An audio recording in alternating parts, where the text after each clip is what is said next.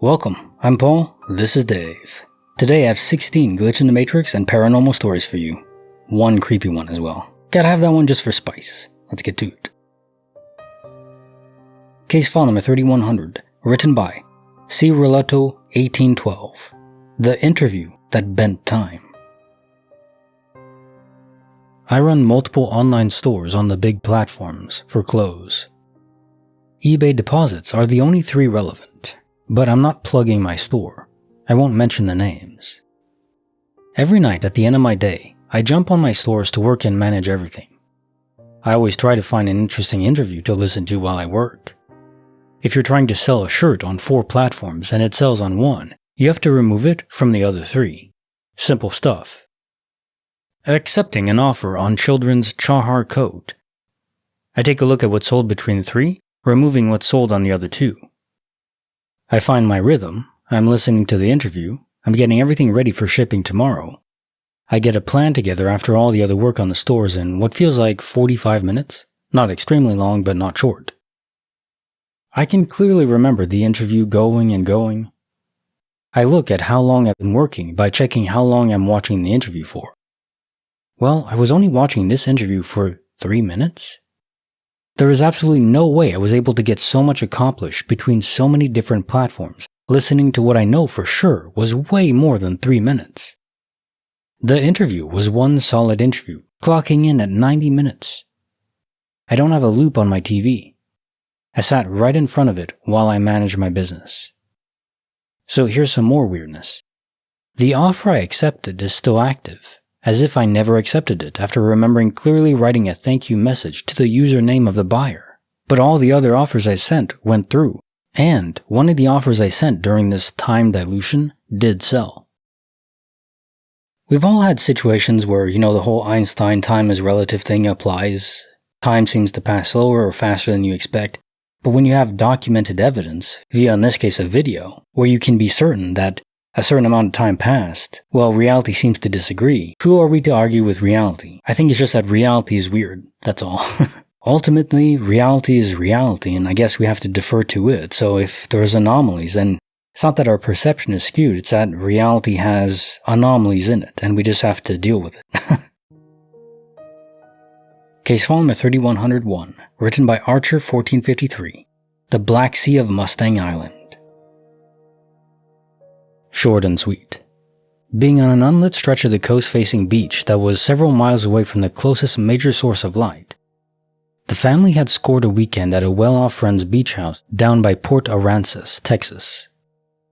There's a natural reserve area south of there called Mustang Island. Because of its existence as an unpopulated and mostly rural part of an otherwise very busy coastline, the stretches of beach there have less infrastructure and, at that time, had no seaside lighting whatsoever. I woke up unexpectedly late at night and couldn't fall back asleep, so I decided to go outside for a smoke. It was the first night we stayed there, and I hadn't realized that the only ground level door was one of those button combination locks, and so I was locked out. In one of those perfectly inconvenient situations, my phone had also begun to die, and by the time I started my way back inside, it had died. It was late at night, close to 5 a.m., so I thought maybe I'd just be able to nod off in the doorway or something, but decided I might as well go see the beach at night, something I'd never really done before. It was also either a cloudy night or a new moon, so considerably dark. Got past the sandbar, and all I could see was pitch black.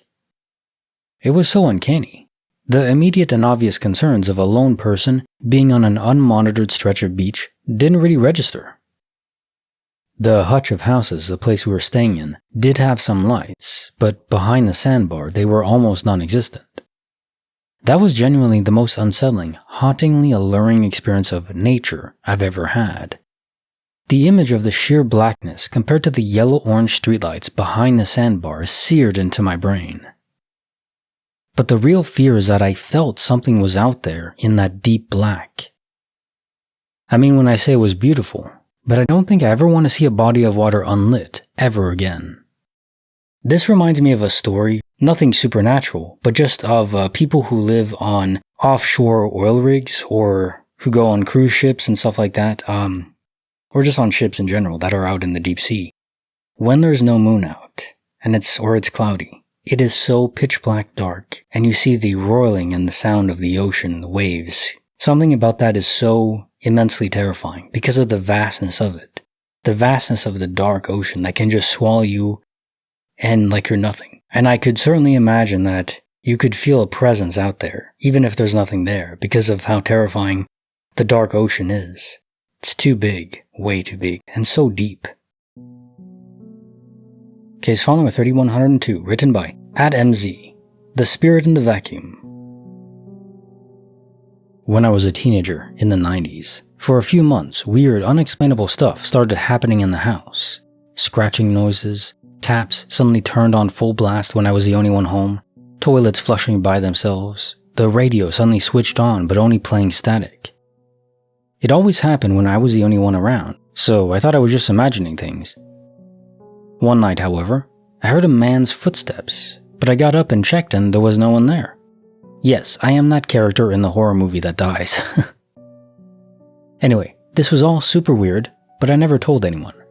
I don't know why, but I honestly thought my mind was just playing tricks on me, especially because one day it all just suddenly stopped.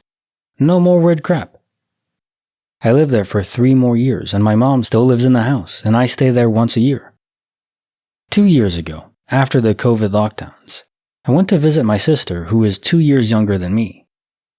We're both around 40 at this point, and for the first time we start talking about the weird noises in the house we grew up in.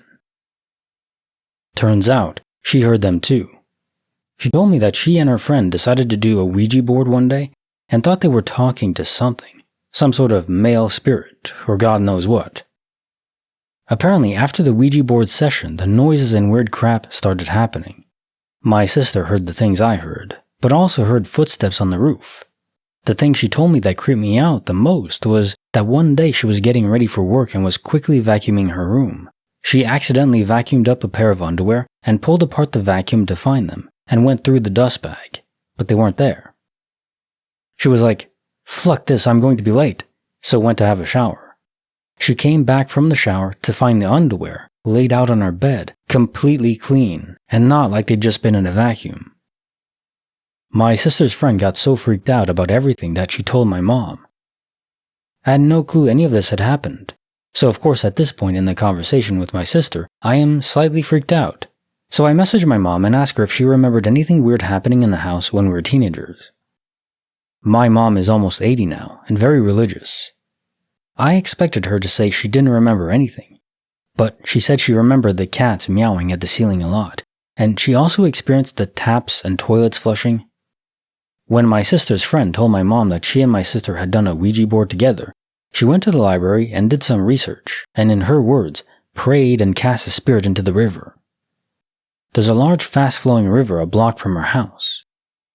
I knew nothing about any of this, just that for me the experiences started and then suddenly stopped. Case file number 3103, written by Loso 2200, Security Shift with the Dead. I was working in a different country, doing security at the airport. I was new, and the guy I was partnered with had been there for a few years. He said he was sleepy and if I could keep a lookout while he napped. About 30 minutes into his nap, I looked up from my study book and could see the outline of a person under a light. The person started to walk, then a cheetah sprinted about 200 meters in 3 seconds and stopped under a different light. I'm sitting there like, what the fluck? I looked at the guy who was sleeping and decided not to wake him because I didn't want to be the crazy new guy. I try to keep reading, but I can't, so I start to look around. As I'm looking out of the passenger side, it's a Ford 250 truck with 4 doors. I look at the passenger side mirror and see an old man sitting behind me. I look for eyes for about 7 seconds and I still remember the face in detail, the wrinkles and gray hair. I look away and look back and the image is gone. About 2 months later, one of my coworkers was talking about seeing ghosts at work and I told my story. To my surprise, no one doubted me and simply said there's a crematory right outside the fence. They all at some point saw something crazy. Case file number 3104, written by Pessimistic, Acrylic Déjà Vu. Back in September of 2021, I had just started working with a girlfriend from high school. We were both 20 years old. She had just gotten her nails done, acrylics, remember this for later. They were a cute white with black cow print that the nail tech physically painted on. I was moving and wanted to do some window shopping, and my girlfriend said she'd come with me to Ross. We're walking around and chatting, and I step on something that makes a crunch noise. At first I was like, what the fuck? I look down, and there's a plastic nail that you can glue on the floor, face down, so I can't see the print. I looked at my girlfriend for a minute because this was not the first time I've had a nail matrix happen. I told her, I swear to God, if I flip this nail and it's your pattern, I'm gonna start tripping.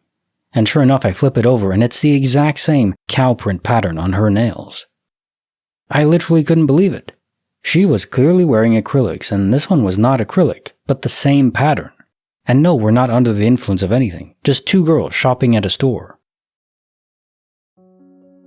Case file number 3105, written by Anonymous. A touch from 1960. When I was 17, I was on a college tour with my mom and a group of about 20 other people. We were walking around campus and past the dorm building. This was years ago, before people worried about strangers getting into the building, so one of the doors was propped open. Our tour guide asked if we'd like to go inside and see the dorm rooms, and one of the girls said yes, so we did. As we were walking down the hallway, I suddenly felt a hand on my throat. Its grip was tight, and I stopped and leaned against the wall as I coughed, trying to breathe.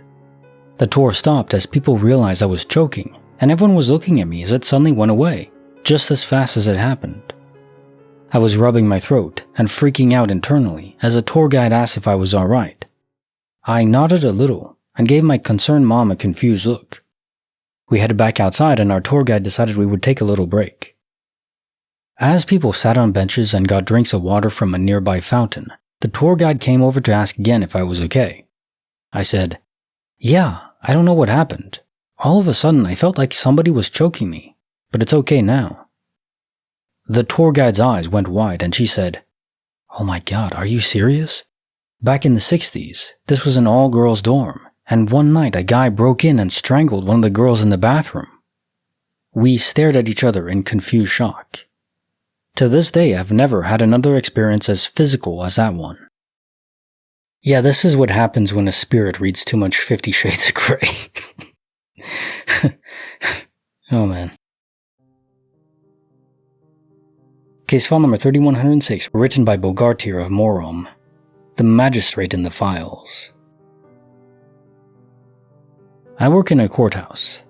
When this happened, it was before Christmas. Most of the staff were on leave, and I was working with some other staff that were still working. The courthouse was calm, and it wasn't that busy. I worked normally, and I was alone. I felt the sensation that I was being watched by something or someone. I looked behind me, and I know that my workmate did not get out from here, but from the other side, and she was on leave. I have shelves behind me, loaded with files, and as I was working, all the files behind me fell on the floor. I immediately told my superior, and one colleague who worked at the ladder told me when they were working on the tile, laying and rebuilding one of the courthouses after World War II, people had found a closed room, closed with bricks, and they opened it. They found a full skeleton of someone who was buried alive during the reign of the Knights. I am no stranger to the paranormal, and other people spoke about other paranormal activities that happened there. When I visited a bookshop near the ladder, I found a book, and I looked online for the ladder. I found out that a priest was buried alive because he broke the law, and so many people saw the ladder, and I found out that I was another witness. The ghost was nicknamed the Magistrate by me, but the book was only the tip of the iceberg as 6 other ghosts were seen by other staff members. Now he is known as the Priest. So I think this is referring to Latter-day Saints, like the priests in that religion. I don't know much about it, but yeah, seeing ancient ghosts is always going to be trippy. Interesting, especially when they're bound to religion. Aren't you supposed to be in heaven? Or is it just that a fragment is left behind? It's all an imprint, but the real spirit is gone. Case file number 3107, written by Adventurous B 3881. The Pale Visitor at My Window. I encountered a bean side when I was 14. I was visiting my grandfather as he was sick with a vicious lung disease caused by too many years of smoking cigarettes and age slowing his ability to fight it. So I was spending time with him for a few weeks, much of my family was. One night, as I was laying in bed contemplating my life, I heard this sort of sound from out of my window. At this point, I had checked my clock and it was 1:30 in the morning. I proceed to look out the window, and in the trees in a field to the front of my home, this white figure was walking towards my house. She was making this low sobbing noise. Suddenly, she appeared at my window, wailing this terrible ear-bleeding scream, and everything went black. I woke up the next morning to my parents telling me my grandfather had passed away in the night. Then I realized in my grief what I had experienced the night before. This figure was a beanside, or the banshee, to the people who don't speak the Irish language. In my language, it means the woman of the mound. She is a wraith or spirit associated with death and is an omen of death. She came to me to warn me, but I didn't understand what the message was. But now I do, and I will wait for her return when my life comes to an end. Case file number 3108, written by Rockstar Ego 82. Warped under golden arches. So when I was like 9 or 10 years old, my grandparents and I had just left Walmart and went to McDonald's to get some food for the drive home. We went inside and I used the restroom. My grandma said she would wait on me outside the door. When I came out, she was gone. She wasn't in line, in the dining room, nowhere. I thought, no biggie, I'll just go to the car where my grandma was waiting. Maybe she's there. I get outside and the car is gone. Like totally gone. Just a couple cars in the parking lot. I start to freak out and go back inside and ask the worker if she had seen my grandma. She said, no, you walked in just now and that's the first I've seen you, but there's been no old ladies here. I started to panic as something just felt completely wrong. I grabbed a payphone in the vestibule, it was the 80s, on the opposite side of the restaurant and called my grandparents' phone number at their house. A man answered. No one should have answered the phone. No other men lived there. No one should have been home. I lived with them, so I knew. I got scared and hung up the phone before I could say anything. I ran back inside and through the restaurant to the doors on the other side of the building where I'd originally come in. I looked outside the door and there was my grandpa sitting, waiting exactly where I left him. Then I turned back and there was my grandma coming towards me at the door with a bag of food. We went to the car and left like normal. I'm not sure what happened during the time I was inside the restaurant, but I can without a doubt say the car was gone when I looked. My grandma was not in the restaurant as I was looking for her, and a man did answer the phone at their house when I called. It was like I warped out of reality for 5 minutes, then popped back in. This sounds like an accidental universe transfer, where you get the dead pocket server where no one is around. In this case, it feels more real than quantum immortality and just universal sight. You are interacting with too much. So it's almost like you were ported to a different universe, but you weren't supposed to be, and then you were summarily returned. And I think the key evidence of that is the workers said they had never even seen you, even before. They would have already seen you because you did go inside to go to the restroom. I mean, maybe they missed you, but most likely they would have seen you. So I think that is key evidence that it's just a different universe. Why you were moved there and brought back, I don't know. There could be bureaucratic errors in the real world dealing with the simulation and its people or its occupants. That's funny to think about bureaucracy being the source of many glitches. Case file number 3109, written by Caliber Green. The night froze a woman's voice. In the early morning hours, about 35 to 40 years ago, I was in a conversation with my mother, night owl as well, after coming back from work. Mid-teens often close up the restaurant. At some point, I heard a blood-curdling scream from outside that stretched on for a good 5 seconds while my mother kept chatting away, apparently unaware of the sound.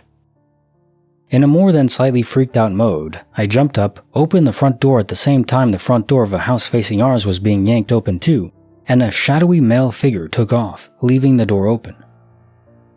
My mother joined me at the door, asking me what was happening, and I pointed to the house across the street as I told her that our neighbors had just probably been burglarized or assaulted and to call the police. She went to grab the wireless landline phone and came back as police confirmed being on the way. While we waited on the front lawn, unsure whether to go over or not, I asked my mother if she'd heard the scream, and she said she had not. The intensity and volume of the scream made me question her hearing, but at that time, a lady exited the house in question, looking frantically around. Seeing us, she came straight for us asking for help, and we invited her in while my mother remained on the phone, updating the dispatcher about the situation. Our neighbor explained that she'd just woken up in the night, felt something was off, and tried to unsuccessfully turn on a lamp. As she was fumbling about, she realized there was someone in the room with her and she froze, sitting up in bed. She went on, saying that her mind was trying to scream for help and her mouth simply refused to comply. She was unable to move, frozen in fear, and kept trying to scream out, panic keeping its hold on her body, but nothing was coming out except a groan. The man in her bedroom noticed she was awake and ran off through the front door at that point, which is what I witnessed. I glanced at my mother, who was looking at me intently now, and when the neighbor mentioned what luck it was that we were outside at that time of night, I mentioned the end of my shift as the reason. I never brought up that I heard the scream, and tiptoed around the topic when my mother brought it up as daylight was coming up. I feigned being tired, an overactive imagination, and more bullcrap that I can't recall. We talked about it later, but at the time I was just too freaked out to discuss things. Cops scoured the house, found evidence of a B&E at a basement window, the main breaker being off, dirty footprints on the bedroom carpet, no belongings missing. The suspect was never found, unfortunately, as it was assumed it could have been someone who was aware her husband was away that night. Case file number 3110, written by Anonymous. A final goodbye in beeps. One of my best friends had passed away in a house fire. The night after he had died, I was home alone, mopping around when the fire alarms in my bedroom, where I had been reading quietly, started going off. Like, not just a beep, but the full-blown alarm. I changed out the batteries, checked the expiration date, everything was fine. Put it back and about 10 minutes later, it started going off again. I was genuinely freaked out at this point. I remembered we had an extra carbon monoxide detector in our basement and figured maybe the alarm had both, and since there wasn't an obvious fire, maybe it was carbon monoxide. I checked the CO detector, replaced the batteries, and brought it upstairs, but it didn't go off. I set it aside, figured maybe it would take a minute and left the room just in case. Came back an hour or so later, no alarms. Okay, weird, but whatever. Yet the minute I sat it back down in my bedroom, thinking it was just an incredibly weird coincidence, the fire alarm went off a third and final time. Never went off again after that, aside from it being tested when we changed out the batteries again later that week, or when some cooking in the kitchen got out of hand. It was definitely a functional fire detector. The timing after my friend's death was just unsettling. Case file number 3111, written by Shim0208 Tofu. Knocks, Cats, and Ghosts. My native place is in a very rural type of area, away from urban places, and some unexplainable things happened when I visited last year. Firstly, whenever I went to sleep at night, 4 to 5 hours in, there would always be a weird knocking on the window in front of the bed that would last for around a minute or so. The curtains were always drawn, but whenever I woke up to this knocking, I would either be too scared or too tired to go and investigate.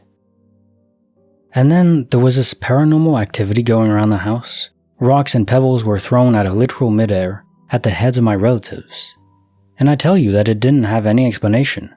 The cameras only caught them just flying out of midair, almost like there was someone invisible throwing it intentionally at the residents of our house. Then I was playing chess with my cousin when a huge rock, the size of my fist, fell beside me from above, where there was nothing but the smooth, plain marble ceiling. If it would have fallen a little bit to the left, I would have been badly injured. And then the thing that creeped me out the most was whenever the sun went down, these cats who live near the house started making these eerie sounds, not normal purring, but it almost seemed like they were warning us of something. After all these events, we called priests and installed better security, and these episodes have since reduced. I honestly had no belief in ghosts until this incident. Case file number 3112, written by Finch2121. Safe, only in the light. Late one night, after work, I was walking home from a train station. I had to walk through a commercial shopping area, all the stores were closed, and there was no one around. My neighborhood is generally safe, and at this point in time I had not experienced anything sketchy, but for some reason I was on edge. When I walked past a gas station, I saw 3 men standing beside the building and immediately felt that something was off. I had an unshakable feeling that they were going to try to hurt me. I'm a small woman, so the number of guys was extremely alarming. I quickly changed my direction and hurried towards a grocery store which still had its lights on. I noticed one of the men started following me. I moved faster, and another guy who appeared from behind a corner of a building pretty much out of nowhere was also behind me. Luckily, once I made it to a well-lit area and called my husband, they stopped and loitered near a random car, then went back to the gas station. The feeling I had before was so eerie, and the fear of being followed is indescribable. Unfortunately, this is not the last time I've had to deal with something like this. The feeling I get beforehand has saved me each time. So once again, humans proving to be the greatest threat to other humans, not demons or ghosts or anything like that. But our best defense is trusting our gut, and that's what you did, so props to you, good job. Case file number 3113, written by Plasmic Steve. A song for the one who never practiced. Last summer, my son and I were out driving, and I was telling him about when I was in my elementary school band back in the early 80s. My current band was playing an acoustic show, and I had brushes for drums in the front seat of my car, which is what prompted the discussion. They were the same pair of brushes I got back in 4th grade. I told my son about how 3 of us in the school were drummers, and I was the one who really practiced. Another kid kind of practiced, and a 3rd kid never did, so when we had individual lessons with our band director, it was always rough because the kid couldn't read the music, and our director had to very gently prompt him as to why that was important. Sometimes he would cry, which was hard to be around in the tiny rehearsal room. I went to a large school system, and I hadn't seen this guy since high school graduation, but I really didn't interact with him much in middle and high school. He wasn't a friend, and I hadn't thought about him much in decades. No more than any of the other people I had limited connections with during school, or talked about him over the years. As we were pulling into the place we were going to, my phone started to buzz in my pocket. As soon as we parked, I pulled it out, and a friend from school had messaged me saying that guy had died in a car accident the night before. The severing of his mortal coil sent a ripple throughout people who knew him, even people that were not deeply connected. Fascinating though, because we do often get that impression when someone is departing, you could say. Even if we don't know them well. It might come as a bout of depression. It may not be so obvious like in this case, but obvious enough I think if we're paying attention. Case file number 3114, written by Hectorit Otin G. When Shadows Hunt the Light. My 2 older brothers and I are alone in our grandparents' house since both of our grandparents and my parents went to a church service around 5 in the morning. The religion my family belonged to is a local religion that lets you attend church very early in the morning, though there are also services in broad daylight. My brother slept inside my grandparents' room while I slept in the living room. Not enough room back then. I already woke up as the adults prepared to leave for the church service, so by the time they left, I was already half awake.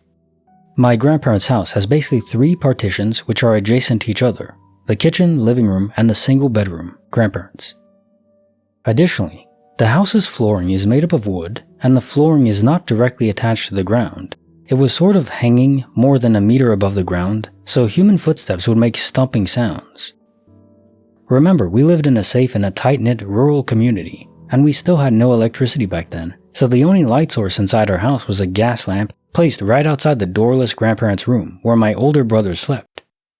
Since I was already close to fully waking up, I was basically just staring at the ceiling while still lying in bed. Occasionally, I would stare right at the single lamp illuminating the entire house. But after minutes of staring at the entire room I was in, I noticed that the curtain that serves as a door for the kitchen was moving intensely. I first thought it was caused by wind. The curtain was moving for a few seconds, and then suddenly a dark silhouette was moving inside the living room I was in. Without lifting the curtain at all, which scares me a lot at this point. I thought it was a burglar, but I suddenly noticed something. The silhouette was floating, since I didn't notice the floor shaking or making a sound while the figure was moving from the kitchen to the living room.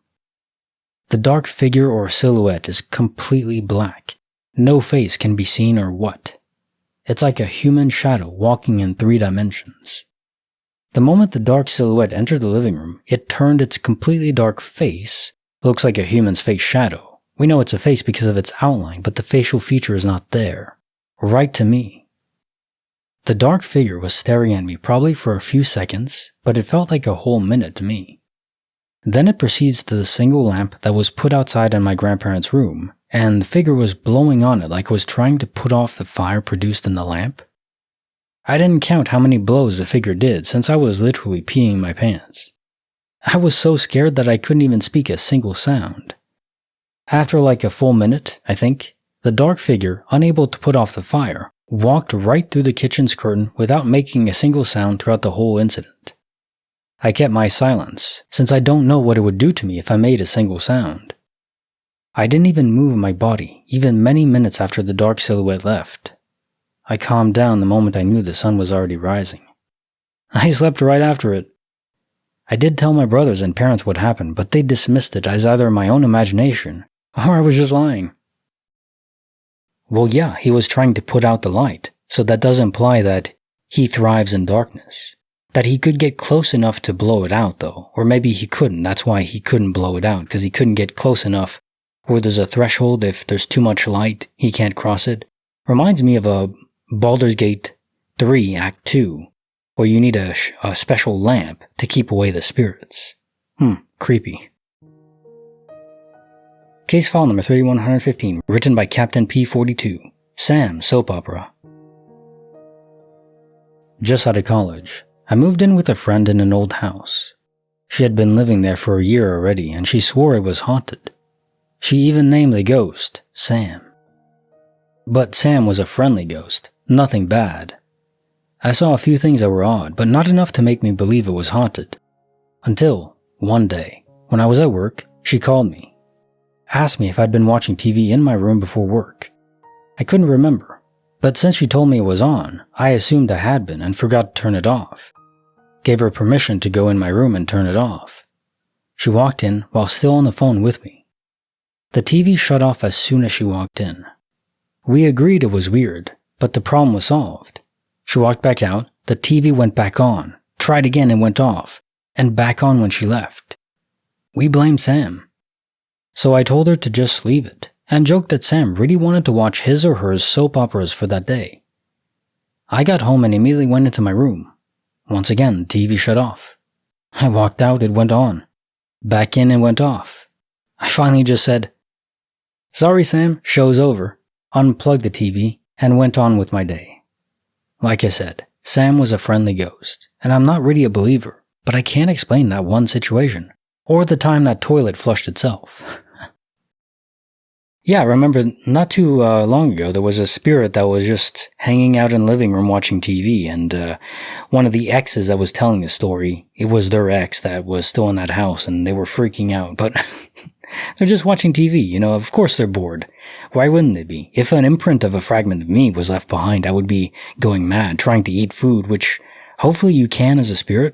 Would suck if you can't. You would at least want to watch TV or something, right? Now time for the jokes of the day. I, male, was born in 1961 and watched my first pornographic film yesterday. I admit I was truly shocked by one thing. I couldn't believe how young I looked back then. Take your brother to see a movie for his birthday. Keep him out until 2 while your father and I set up his surprise party. That was the day I realized my brother was a favorite twin. I met a beautiful woman at a bar last night. I felt a real spark between us. Well, I call it a spark. She calls it a taser. Both accurate. My wife seemed disappointed with the plate of dried fruit I served for dinner. She's the one who's always going on about date night. Hey, I like dates. I wouldn't want them for dinner, but I would just eat them. It's a problem with me and snacks. I try to buy snacks that'll last a week, and they're gone the first day. Same with dates, same with chips, same with any treat. As my daughter headed back to college, she said, I promise I'll call you later. I put my hand on her shoulder and said, just call me Dad.